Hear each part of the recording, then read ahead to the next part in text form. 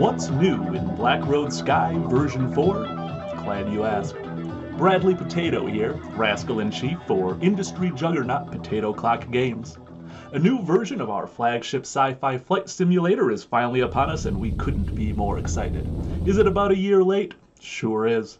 Does it include like half as much content as originally intended? You betcha. Available now at PotatoClockGames.com. Link in the description.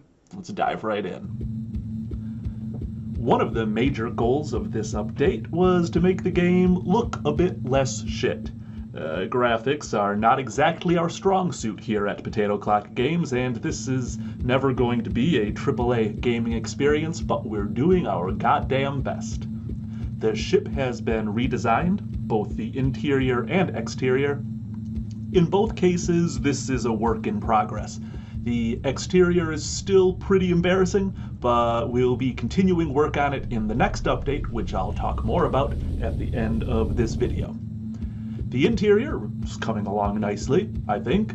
The interior structure is fully modular, and the system behind it will eventually be used to update the space station interiors as well.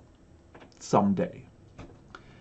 Also, in service of making the game a bit more visually appealing, we've implemented a procedural planet generator, care of Sebastian Legge, which is being used to update the various planets and moons in the game. We've only done a few so far, more to come, but Tyra's looking pretty good. And speaking of planets, we've got a new one.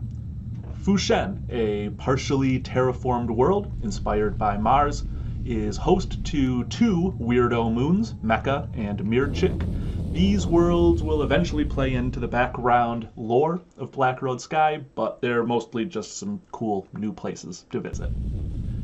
The major new gameplay element in this update is the new ship damage system. We now track hull damage to encourage players not to run into shit, as well as system damage. System damage occurs naturally as the result of normal wear and tear, but accumulates faster the harder you push your ship. Hull damage affects system health, and system health affects fuel efficiency, and hey, you want to know more? Then check out the all-new in-game help menu. Here you can find specifics on the new ship maintenance considerations, as well as checklists for departures and arrivals, and quick guides on flight and warp controls. The ship flies pretty much the same as it did in the previous version, so the old tutorial videos are still valid, but maybe you don't want to watch me get drunk and play my own game for hours on end. I don't blame you. Now you've got another, slightly less obnoxious option. Speaking of options, maybe you hate the new damage system.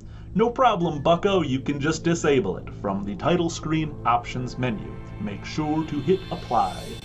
And as you can see, we've also added an infinite fuel option, because one dude asked for it. One dude represents a significant percentage of our player base, so who are we to argue? Also on the topic of player suggestions, we've added a free flight mode accessible from the title menu.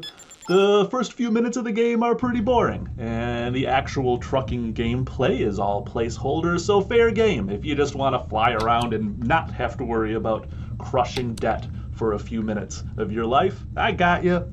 In free flight mode, you already own your ship, you're undocked, you're in orbit around Tyra in familiar territory near Gagarin Station, you got a full tank of gas, a bunch of free money in your bank account, go nuts. We've made a bunch of other smaller changes, tweaks, and bug fixes, of course, and you can check out the whole version history at PotatoClockGames.com if you really care, nerd. One of these small changes that I'd like to highlight is the improved cryopod display. You can now see your distance to the nearest station, as well as the distance to your targeted station, and you also get readouts of your distance to important operational limits, namely the 100-kilometer cryopod limit and the 500-kilometer warp limit. This has made things a little easier for me as a player of my own game, and I hope it makes the game a bit more enjoyable for you as well. And that's it. There's a bunch of other stuff that I wanted to include in this update, but it was just taking so long, and I wanted to release something. So I basically split this into two updates. And actually, everything from this update and the next was supposed to be in The previous update, version 3, I just don't know what the fuck I'm doing. Okay, I really wanted to get started on implementing more detailed ship systems. Something kind of like Rogue System, the game that has inspired and influenced Black Road Sky more than any other.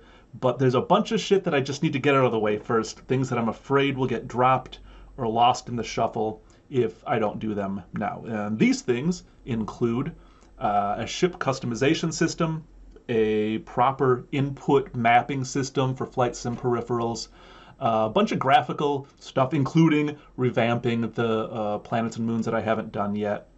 I'll be adding one more dwarf planet, and I think that'll be the final. It is the final planned planet for the Solus system. And I'm also hoping to implement a basic pilot reputation system to encourage clean landings and timely deliveries. So that's basically what you can expect from the upcoming version 5. But thank you so much for sticking with me.